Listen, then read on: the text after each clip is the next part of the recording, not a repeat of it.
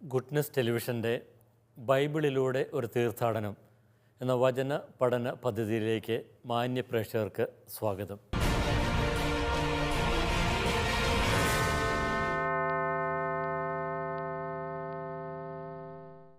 നാം ഇപ്പോൾ വെളിപാട് 13-ാം അധ്യായത്തിലൂടെയാണ് കടന്നുപോയിക്കൊണ്ടിരിക്കുന്നത്.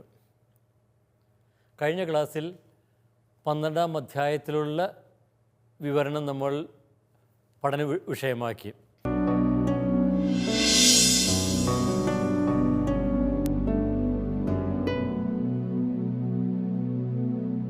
ഇപ്പോൾ ദൈവജനം, സ്ത്രീയുടെ പ്രതീകത്തിൽ അവതരിപ്പിക്കപ്പെടുന്ന ആ ദൈവജനം ദൈവത്താൽ സംരക്ഷിക്കപ്പെടുന്നതിനെക്കുറിച്ചാണ് നമ്മളവിടെ കണ്ടത്. തിന്മയുമായിട്ടുള്ള സംഘർഷത്തിൽ ഏർപ്പെടുന്നുവെങ്കിലും ദൈവജനം ദൈവത്തിൻ്റെ പരിപൂർണ സംരക്ഷണത്തിലാണ്. അപ്പോൾ അതുകൊണ്ട് തന്നെ ദൈവജനത്തിന് ഈ തിന്മയുടെ ശക്തികളെ ഭയപ്പെടേണ്ട കാര്യമില്ല എന്ന് നമ്മൾ കണ്ടു. ഇനി 12-ാമത്തെ അധ്യായം അവസാനിക്കുന്നത് ഈ സർപ്പം വ്യാളി ദൈവജനത്തോട്, സ്ത്രീയുടെ സന്താനങ്ങളോട് യുദ്ധം ചെയ്യുവാനായിട്ട് മണൽ തിട്ടയിൽ നിൽക്കുന്ന ആ ചിത്രം അവതരിപ്പിച്ചുകൊണ്ടാണ്. അപ്പോൾ ആ ചിത്രം തന്നെ നമ്മുടെ മുന്നിൽ അവതരിപ്പിക്കുന്നത് തിന്മയുടെ വരാൻ പോകുന്ന പരാജയം തന്നെയാണ് നമ്മൾ കണ്ടു. കാരണം മണൽത്തിട്ട ഉറപ്പില്ലാത്തതാണ്. ആ ഉറപ്പില്ലാത്ത പ്രതലത്തിൽ നിന്ന് നടത്തുന്ന യുദ്ധപരാക്രമങ്ങളൊന്നും വിജയത്തിൽ എത്തിച്ചേരുകയില്ല. അപ്പോൾ പരാജയപ്പെടുവാനായിട്ട് പോകുന്ന തിന്മയുടെ ശക്തികളെ അവതരിപ്പിച്ചിരിക്കുന്നു. ഇനി ഇതിൻ്റെ തുടർച്ചയായിട്ട് വെളിപാട് ഗ്രന്ഥകാരൻ തിന്മയുടെ ശക്തികളെ വിവിധ പ്രതീകങ്ങളിലൂടെ അവതരിപ്പിക്കുന്നു. 12-ാം അധ്യായത്തിന് അവസാനം വ്യാളിയെ നമ്മൾ കണ്ടു. പിന്നെ 13-ാമത്തെ അധ്യായത്തിലേക്ക് കടക്കുമ്പോൾ 2 മൃഗങ്ങളെ അവതരിപ്പിക്കുന്നു കാണുന്നുണ്ട്. കടലിൽ നിന്ന് കയറി വരുന്ന മൃഗം, അതുപോലെ തന്നെ പിന്നീട് കരയിൽ നിന്ന് കയറി വരുന്ന മൃഗം. അപ്പോൾ ഇവിടെയെല്ലാം തിന്മയുടെ പ്രതീകങ്ങളെയാണ് അവതരിപ്പിക്കുന്നത് എന്ന് നമ്മൾ കണ്ടു. അപ്പോൾ ആ തിന്മയുടെ പ്രതീകങ്ങൾ അതെന്താണ് അർത്ഥമാക്കുന്നത് എന്നാണ് നമ്മൾ ഈ ക്ലാസ്സിൽ നമ്മൾ കാണുക. ആദ്യം 13-ാമത്തെ അധ്യായത്തിൽ 1-ാമത്തെ വാക്യം ഒന്ന് വായിക്കാം. കടലിൽ നിന്ന് കയറി വരുന്ന ഒരു മൃഗത്തെ ഞാൻ കണ്ടു. അതിന് 10 കൊമ്പും 7 തലയും, കൊമ്പുകളിൽ 10 കിരീടങ്ങളും തലകളിൽ ദൈവദൂഷണപരമായ നാമങ്ങളും ഉണ്ടായിരുന്നു. അപ്പോൾ ഇവിടെ അവതരിപ്പിക്കപ്പെടുന്ന മൃഗത്തിൻ്റെ ചിത്രം, അപ്പോൾ അതിൻ്റെ പശ്ചാത്തലമായിട്ട് ഗ്രന്ഥകാരൻ എടുത്തിരിക്കുന്നത് ദാനിയേലിൻ്റെ പുസ്തകത്തിലുള്ള വിവരണമാണ്. അപ്പോൾ ദാനിയേലിൻ്റെ പുസ്തകത്തിൽ 7-ാം അധ്യായത്തിൽ 2 മുതലുള്ള ആ വാക്യങ്ങളിൽ മൃഗങ്ങളുടെ പ്രതീകത്തിലൂടെ അവതരിപ്പിക്കുന്ന ചില കാര്യങ്ങളുണ്ട്. അവിടെ പുള്ളിപ്പുലിയും കരടിയും സിംഹവും ഒക്കെ കടന്നു വരുന്നുണ്ട്.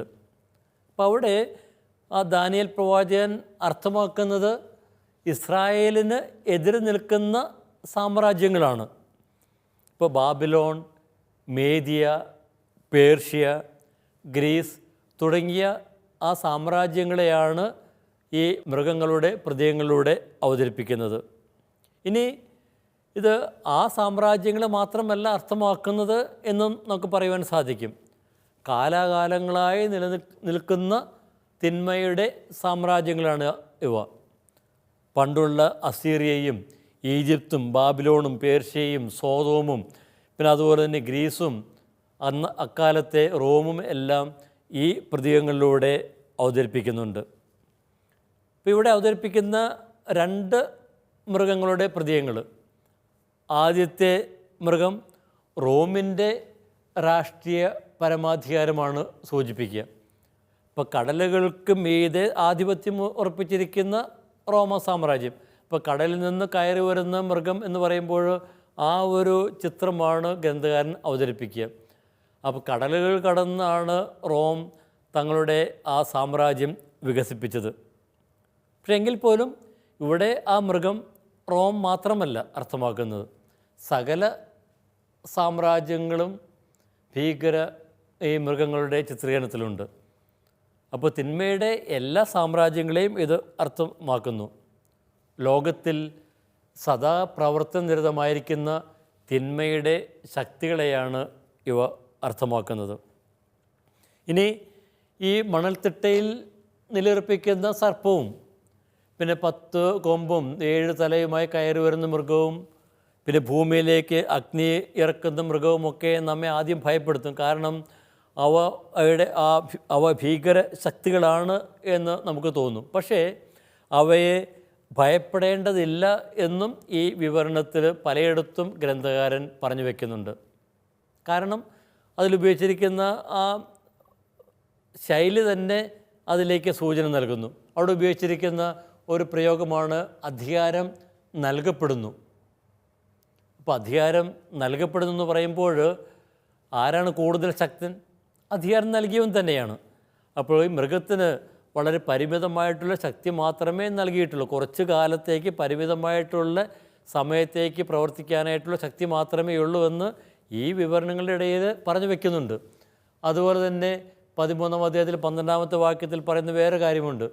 ആദ്യത്തെ മൃഗത്തെ ആരാധിക്കുവാനായിട്ട് ഭൂവാസികൾ പ്രേരിപ്പിക്കപ്പെടുന്നു. അതിന് 2ാമത്തെ മൃഗം അവരെ നിർബന്ധിക്കുന്നു. അപ്പോൾ വളരെ നിർബന്ധം വഴി മാത്രമേ അവയെ മറ്റുള്ളവർ ഭൂവാസികൾ ഈ ആദ്യത്തെ മൃഗത്തെ ആരാധിക്കുന്നുള്ളൂ. എന്നാൽ മറുവശത്താകട്ടെ സ്വർഗീയവാസികൾ ദൈവത്തെ സന്തോഷപൂർവ്വം ആരാധിക്കുന്നു, ദൈവത്തെ വണങ്ങുന്നു. ഇനി ഇവിടെ ദൈവത്തെക്കുറിച്ച് പറയുമ്പോൾ 1-ാമത്തെ അധ്യായത്തിൽ ആയിരുന്നവനും ആയിരിക്കുന്നവനും വരാനിരിക്കുന്നവനുമായവൻ എന്നുള്ള ഒരു പ്രയോഗമുണ്ട്. അപ്പോൾ എന്നും നിലകൊള്ളുന്നവൻ എന്നും ആയിരിക്കുന്നവൻ ആണ് ദൈവം എന്ന് അത് അർത്ഥമാക്കുന്നു. ഇനി അതിന് പാരഡിയായിട്ട് 17-ാം അധ്യായത്തിൽ 8-ാം വാക്യത്തിൽ പറയുന്ന വാക്യം അതൊന്ന് ശ്രദ്ധിക്കുക. ഉണ്ടായിരുന്നതും ഇപ്പോൾ ഇല്ലാത്തതും വരാനിരിക്കുന്നതിനുമായവൻ. അപ്പോൾ ഇപ്പോഴില്ല, ഉണ്ടായിരുന്നവൻ അത് നമുക്ക് അറിയോ ഉണ്ടായിരുന്നവനാണോ എന്ന്. ഇനി വരാനിരിക്കുന്നവൻ അതും നമുക്ക് അനുഭവവേദ്യമല്ല.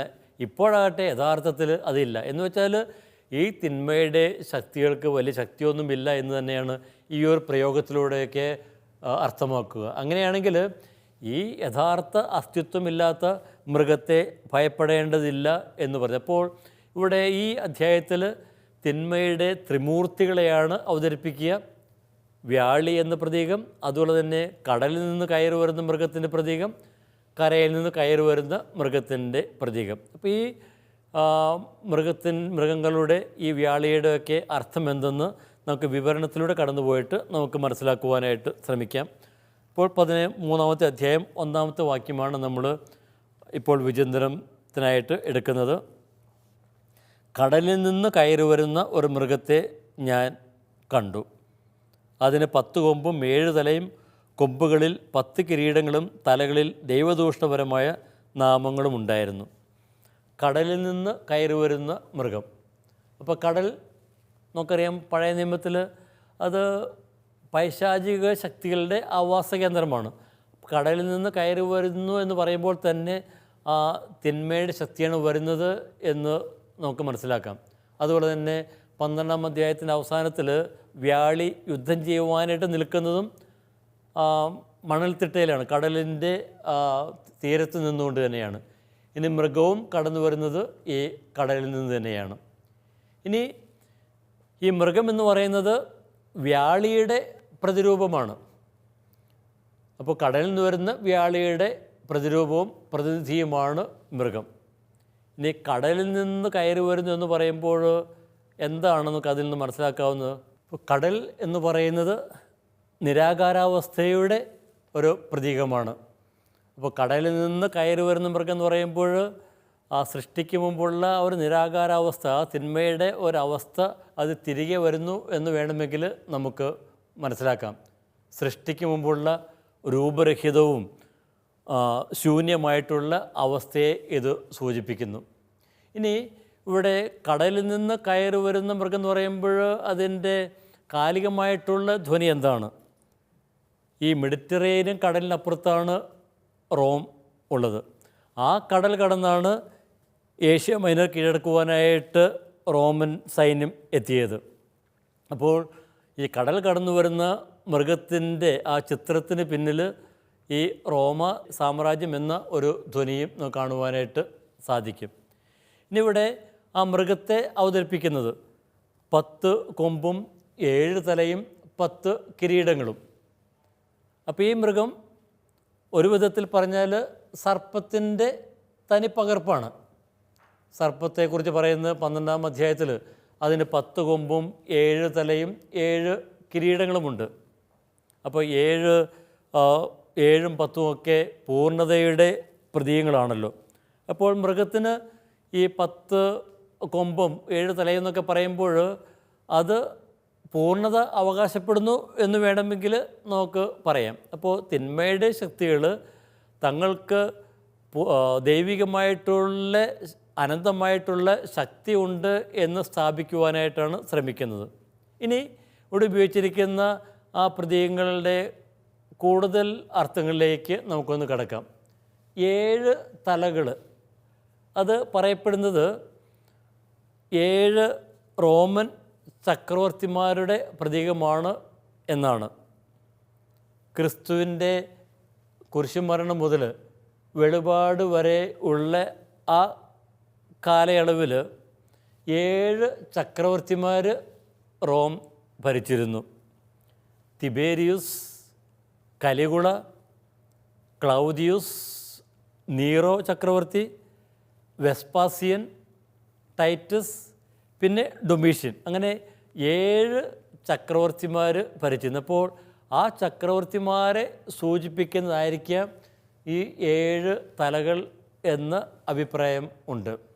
ഇനി ഇവിടെ 10 എന്നുള്ള സംഖ്യ വരുന്നത്, പിന്നെ 10 കിരീടങ്ങൾ. അപ്പോൾ അതിൻ്റെയും പിന്നിൽ ഒരു റോമൻ ചരിത്രമുണ്ട് എന്നാണ് പറയപ്പെടുക. AD 68-69 റോമൻ ആ ചക്രവർത്തിയെ കൊലപ്പെടുത്തിയ ശേഷം, വധിച്ച ശേഷം സൈന്യാധിപന്മാരായ ഗാൽബ, ഓത്തോ, വിത്തലിയൂസ് എന്നിവർ കുറച്ച് കാലത്തേക്ക് രാജാവകാശം കൈവശപ്പെടുത്തിയിരുന്നു. അപ്പോൾ അതും കൂടി കൂട്ടിയാകാം ഈ 10 എന്നുള്ള ആ സംഖ്യ വരുന്നത്.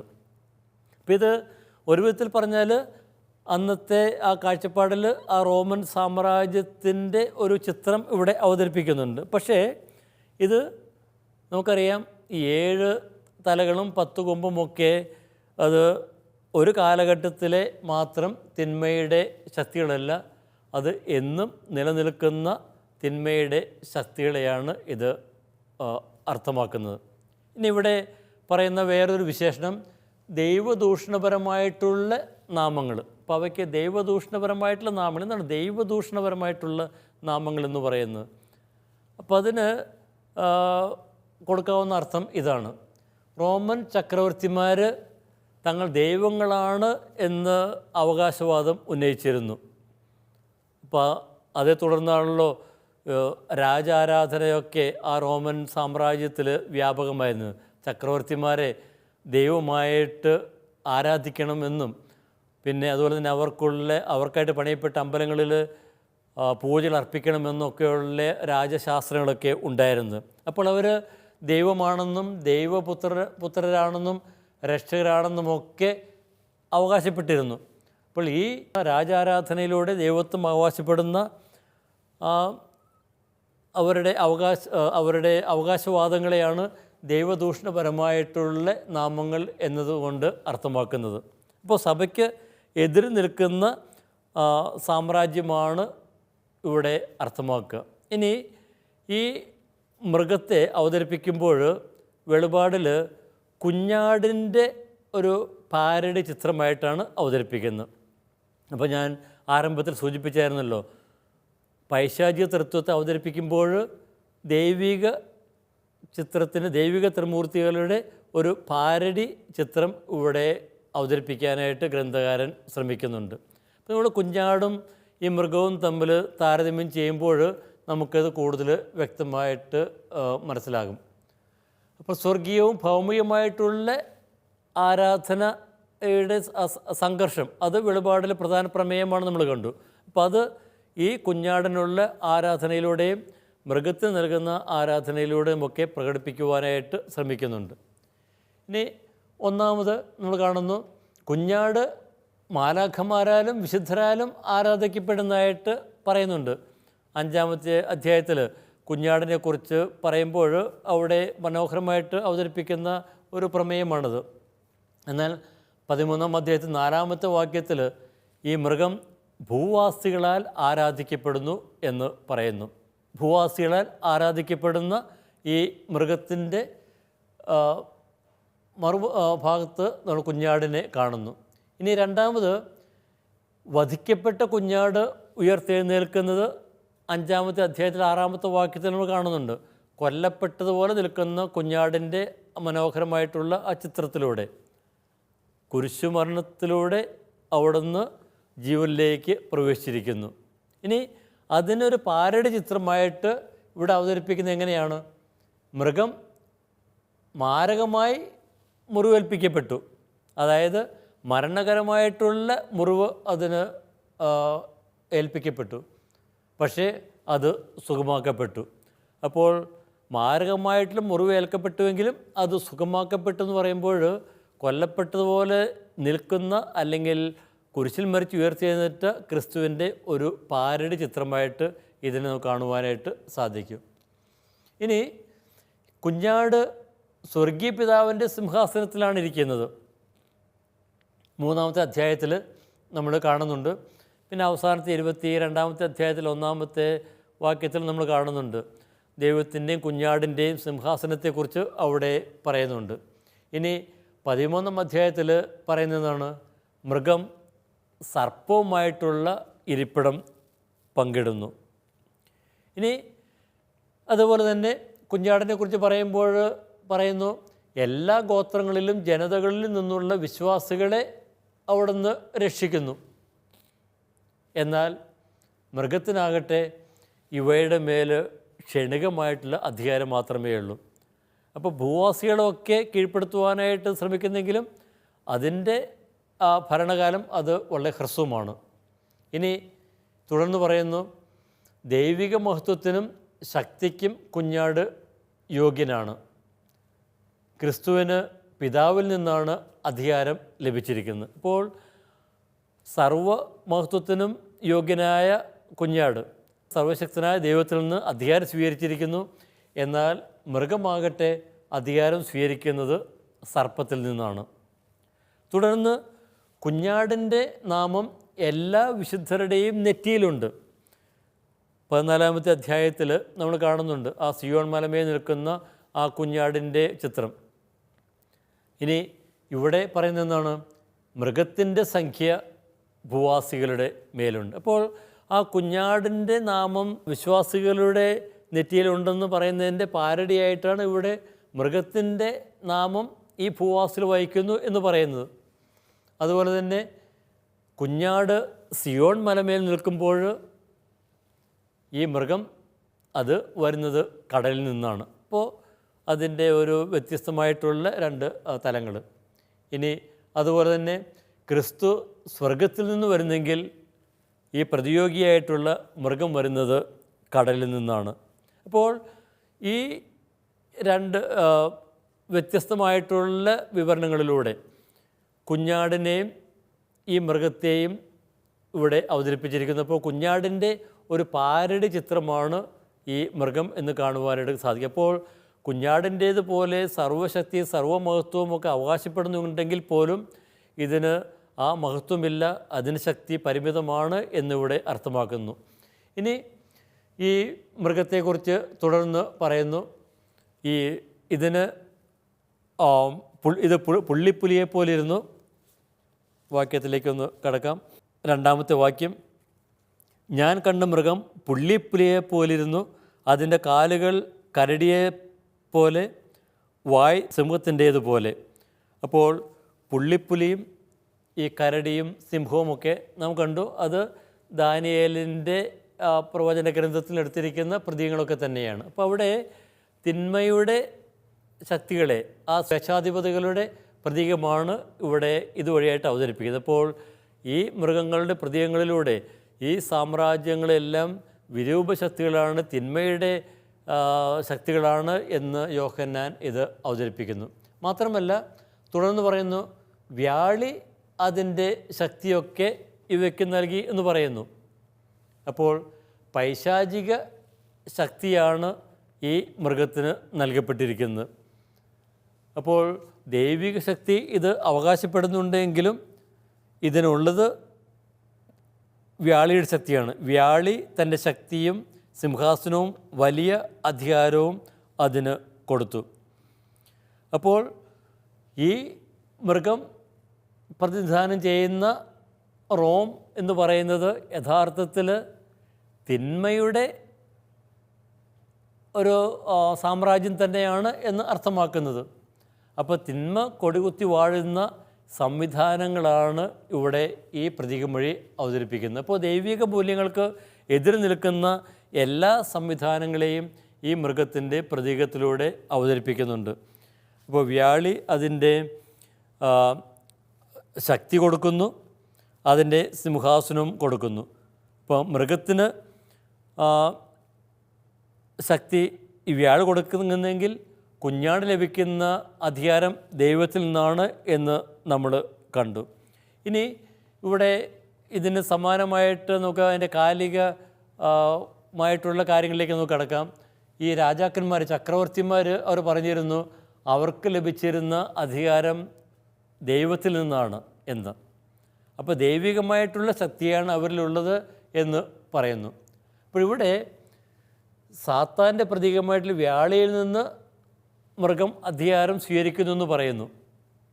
അപ്പോൾ അതുവഴിയായിട്ട് ഗ്രന്ഥകാരൻ അർത്ഥമാക്കുന്നത് എന്താണ്? ഈ മൃഗം എന്ന് പറയുന്നത് അത് റോമ സാമ്രാജ്യത്തെ ആണ് സൂചിപ്പിക്കുന്നത്. അങ്ങനെയെങ്കിൽ ഈ റോമ സാമ്രാജ്യം അവകാശപ്പെടുന്ന ആ ദൈവത്വം അവയ്ക്ക് ഇല്ല എന്നർത്ഥം. അപ്പോൾ അവ അവകാശപ്പെടുന്ന ആ ശക്തി അത് പൈശാചിക ശക്തി തന്നെയാണ് യഥാർത്ഥത്തിൽ. അപ്പോൾ ഈ ചക്രവർത്തിമാരും റോമൻ സാമ്രാജ്യവുമൊക്കെ പൈശാചിക ശക്തികളും പൈശാചിക ശക്തികളുടെ അധിവാസ കേന്ദ്രവുമാണ് എന്നാണ് ഈ പ്രതീകത്തിലൂടെ യോഹന്നാൻ പറഞ്ഞു വയ്ക്കുന്നത്. അപ്പോൾ സാത്താൻ്റെ സിംഹാസനത്തെക്കുറിച്ച് പറയുമ്പോൾ നമ്മൾ സഭകൾക്കുള്ള കത്തുകളിലേക്ക് നോക്കൊന്ന് തിരിച്ചുകയല്ല. അപ്പോൾ അവിടെ പെർഗാമോസിലുള്ള കത്തിൽ അവിടെ സാത്താൻ്റെ സിംഹാസനത്തെക്കുറിച്ച് പറയുന്നുണ്ട്. അപ്പോൾ അവിടെയും സാത്താൻ്റെ സിംഹാസനം എന്ന് പറയുമ്പോൾ ഈ പൈശാചിക ശക്തികൾ ആണ്, അല്ലെങ്കിൽ പൈശാചിക ശക്തികളാൽ നയിക്കപ്പെടുന്ന ആ റോമൻ സാമ്രാജ്യം അല്ലെങ്കിൽ അധികാരങ്ങൾ എന്ന് നമുക്ക് പറയുവാനായിട്ട് സാധിക്കും. അപ്പോൾ ഈ ശക്തികൾ തന്നെയാണ്, ഈ പൈശാചിക ശക്തികൾ തന്നെയാണ് മതപീഡനത്തിൻ്റെ പിന്നിലുള്ളത് എന്നുകൂടി യോഹന്നാൻ ഇവിടെ ഈ ആരാധന സമൂഹത്തോട് പറയുകയാണ്. അപ്പോൾ ഈ റോമൻ സാമ്രാജ്യത്തെക്കുറിച്ചുള്ള ഒരു വ്യത്യസ്തമായിട്ടുള്ള കാഴ്ചപ്പാടാണ് ഈ പ്രതീകത്തിലൂടെ ആരാധന സമൂഹത്തിന് മുന്നിൽ ഇവിടെ അവതരിപ്പിക്കുന്നത്. അപ്പോൾ ഇവിടെ ക്രൈസ്തവർ തിരിച്ചറിയേണ്ടത് എന്താണ്? ഈ റോമൻ സാമ്രാജ്യം എന്ന് പറയുന്നത് പൈശാചിക ശക്തികളുടെ കേന്ദ്രമാണ്. റോമൻ ചക്രവർത്തിമാരെന്ന് പറയുന്നത് അവർക്ക് ദൈവത്തിന് ലഭിച്ചിരിക്കുന്ന അധികാരമല്ല, പൈശാചിക ശക്തികൾ ലഭിച്ചിരിക്കുന്ന അധികാരം. അതായത് അവർ പിൻചെല്ലുന്നത് പൈശാചികമായിട്ടുള്ള ശക്തികളെയാണ്, തിന്മയുടെ ശക്തികളെയാണ്. അങ്ങനെയെങ്കിൽ ഇവരുടെ അവകാശവാദങ്ങളെ എല്ലാം തിരസ്കരിക്കേണ്ടിയിരിക്കുന്നു. റോമിൻ്റെ പ്രലോഭനങ്ങളിൽ പെടരുത് എന്നാണ് ഇത് ഇവിടെ അർത്ഥമാക്കുന്നത്. ഇനി മൂന്നാമത്തെ വാക്യത്തിലേക്ക് നമുക്കൊന്ന് കിടക്കാം. അതിൻ്റെ തലകളിലൊന്ന് മാരകമായി മുറിപ്പെട്ടതുപോലെ തോന്നി, എങ്കിലും മരണകാരണമായ ആ മുറിവ് സുഖമാക്കപ്പെട്ടു. ഭൂമി മുഴുവൻ ആ മൃഗത്തെക്കുറിച്ച് ആശ്ചര്യപ്പെട്ടു. ഇപ്പോൾ നേരത്തെ സൂചിപ്പിച്ചതുപോലെ കൊല്ലപ്പെട്ടതുപോലെ നിൽക്കുന്ന കുഞ്ഞാടിൻ്റെ ഒരു പാരഡി ചിത്രമാണ് ഇവിടെയുള്ളത്. ഇവിടെ ഉപയോഗിച്ചിരിക്കുന്ന പദം കൊല്ലപ്പെട്ടതുപോലെ, എസ്ഫാക് മെനോൺ, അറക്കപ്പെടുക എന്നുള്ള ആ പദം. അപ്പോൾ ആ പദം തന്നെയാണ് ഇവിടെ ഉപയോഗിച്ചിരിക്കുന്നത്. അപ്പോൾ അവിടെ കൊല്ലപ്പെട്ട കുഞ്ഞാടിനെ കുറിച്ച് പറയുമ്പോൾ ഉപയോഗിച്ചിരിക്കുന്ന പദം തന്നെ ഉപയോഗിച്ചിരിക്കുന്നത് എന്തിനു വേണ്ടിയിട്ടാണ്? അപ്പം അതിൻ്റെ പാരഡി ചിത്രമാണ് ഈ മൃഗത്തിൻ്റെ ചിത്രത്തിലുള്ളത് എന്ന് കാണിക്കുവാൻ തന്നെയാണ്. അപ്പോൾ ഇവിടെ അത് സുഖപ്പെട്ടു എന്ന് പറയുമ്പോൾ ഈ കുഞ്ഞാടിൻ്റെ ചിത്രത്തിൽ നിന്ന് വ്യത്യസ്തമായിട്ടുള്ള ഒരു ചിത്രമാണ് ഈ മൃഗത്തിൻ്റെ ചിത്രത്തിലുള്ളത് എന്ന് നമ്മൾ കാണുന്നു. ഇനി ഈ കൊല്ലപ്പെട്ടതുപോലെ നിൽക്കുന്നതിൽ മരണകാരണമായിട്ടുള്ള മുറിവുണ്ടായിട്ട് സുഖപ്പെടുന്ന ആ വിവരണമുണ്ടല്ലോ, അപ്പോൾ അതിന് കാലികമായിട്ടുള്ള കുറച്ച് കാര്യങ്ങളോട് പറയുവാനുണ്ട്. അവയിലേക്ക് നമുക്ക് അടുത്ത ക്ലാസ്സിലേക്ക് കടന്നു വരാം. അതുവരെ എല്ലാവർക്കും വണക്കം.